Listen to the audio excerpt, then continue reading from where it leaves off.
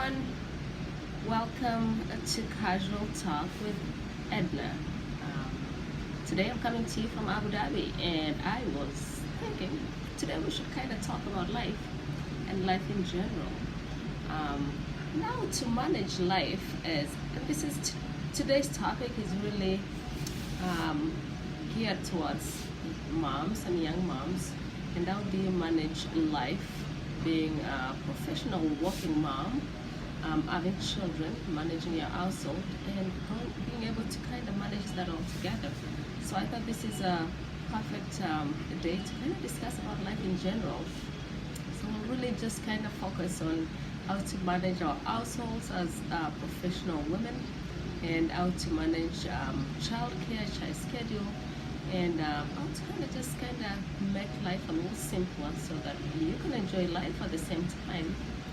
Because most of us have gone through, sacrificing for our careers, and now we are in our 30s or 40s.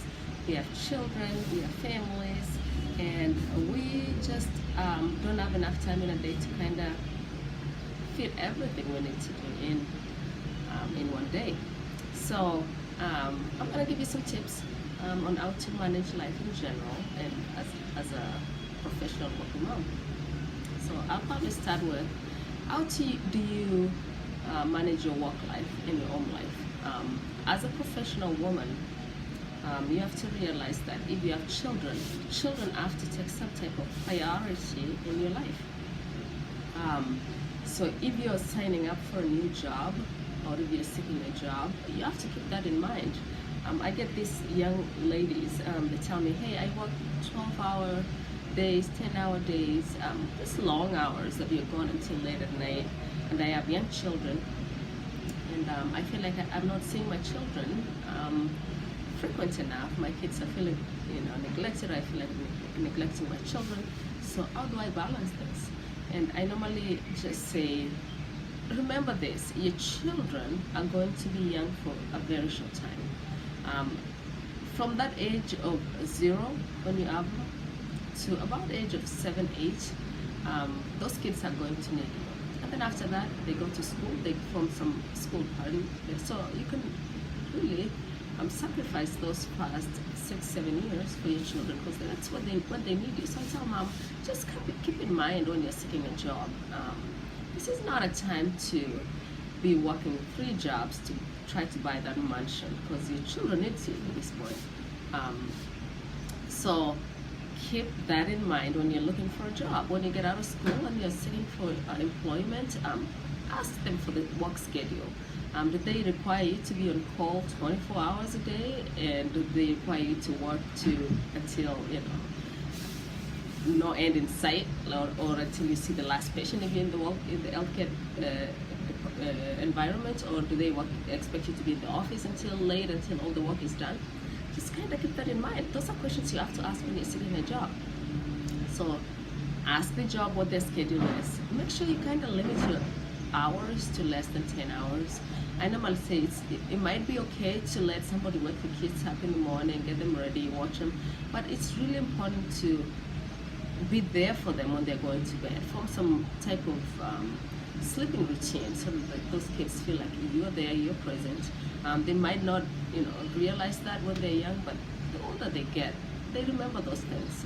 Mom is singing for me when I'm going to bed, and tucking me in bed, tickling me before bed. Those things the children remember, and I normally feel like that below age 8 is really crucial. Remember, they're going to be teenagers. They're not going to care about mommy anymore after that. So you'll have all the time in the world to work. So manage your work schedule very well. Don't work long hours that require you to be away from the children in the morning and in the evening. Just balance. If you have to go to work very early in the morning so that you can be home by 4, 5 in the afternoon, so you can feed them dinner, put them to bed, that's ideal. If it's a compressed schedule where you're working 3 days, 12-hour shifts, and you're away for just 3 days out of the week, and you have the other 4 days to compensate. Just things to kind of keep in mind. And then now you've managed your work schedule. Now what do you do with childcare? Now that you're at work, who's going to take care of the kids? There are various ways you can do this. I normally say, I personally, initially, When my children were under the age of 2, my mom was here. I brought my mom from Africa, and she was able to help tremendously. And that prevented me from waking up at 5 in the morning, getting my kids ready, and dragging them to go to daycare.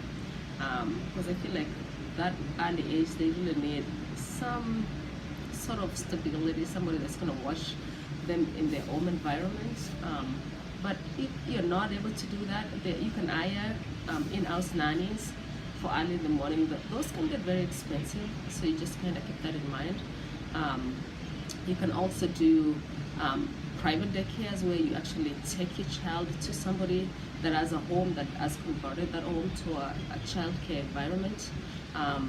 The only thing you have to monitor about those areas, they're not regulated. So anything that goes on in there, you don't know if your child is safe. So they usually don't have cameras in those areas. It's just going to be like really trusting that person that is taking care of your child. So just kind of keep that in mind and make sure it's a trustworthy person that you know, that you get good references, good reputations, and you really know who else lives in that house, so your child is not exposed to any type of abuse.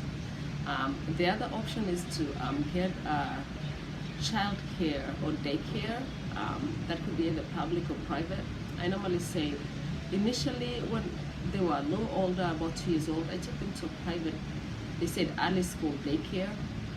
And I chose the Christian base because either way you're going to pay for child care. So what do you want them to teach your child at that early age? So I personally, I'm a Christian. I chose a Christian-based child daycare, where they start actually in that daycare program, they started at 6 weeks old. So if your child is 6 weeks old, hopefully you have some maternity leave until 6 weeks old, and you can take your child there. So look for Christian-based institutions for daycare. They usually take the children very early on, and that can be a very big benefit if you don't have somebody that you can hire, either in-house nanny or bring somebody from Africa or another country to come and do childcare for you. So you can take them as early as 6 weeks, and usually those places open. For my children, that place was open at 7:30 in the morning, and they didn't close until 5. So I just found somebody to come in the morning, get the kids ready, because I went to work at 6:30 in the morning so that I can be off at 3. So I would hire somebody just in the morning to come in for a few hours. If you live in a college town, utilize those college students. They need the money, and they're actually usually fairly reliable. What you do is just have backup in case one of the students is sick. You can always have backup childcare, is what I'm saying. So they would come in the morning, get the girls ready, and take them to the childcare place at 7:30, and I would pick them up because they don't close until 5:30. So if I get off at 3:30, even 4 sometimes, I'd be able to still go pick up those children from school, come and do some activities in the evening, feed them dinner, take them to bed, put them in bed, take them in bed. They really like that. So I feel like I was consistently involved in my children's life. Another thing you could probably do is work night shift. That can be very hectic if you don't have childcare during the day, because it's very hard to stay overnight and then stay up during the day taking care of the children as well. So as the children grow, like I said, manage your schedule. As the children grow, it gets easier and easier because now they get to go to school. And the school, depending on what school you have, school age starts about 6 years old. Some schools starts at 5 for pre-K, preschool. At that age, you can take kids from, let's say, 8 in the morning, 8:30 in the morning until 3:30 in the afternoon. But most schools that offer young child care services do have before and after care services. They are inexpensive compared to daycares.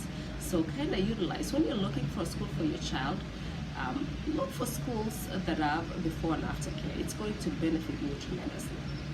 Like for instance, when I moved to Arizona, I moved to an area where that was specifically what I was looking for, is a school that is offering before and after care. And my before care starts at 6 in the morning, so I'm able to drop the kids off to school before I go to work at 6:30, and I'm able to pick them up, and the after care goes until 6 p.m. So I'm able to pick him up, even if I work that day until 5. I'm able to still pick him up at 5:30. It becomes a long day for the children, so don't leave them out there in daycare, in school for 12 hours for sure. It's very tiring.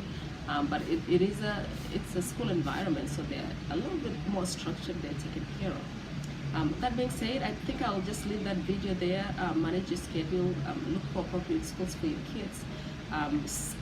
Look for nannies, backup nannies, because there are days where you're going to miss school, work, because of the child is sick. So just always make sure you have a backup plan for nannies. That being said, I'm going to leave that video there. We will discuss more next time. Have a blessed day.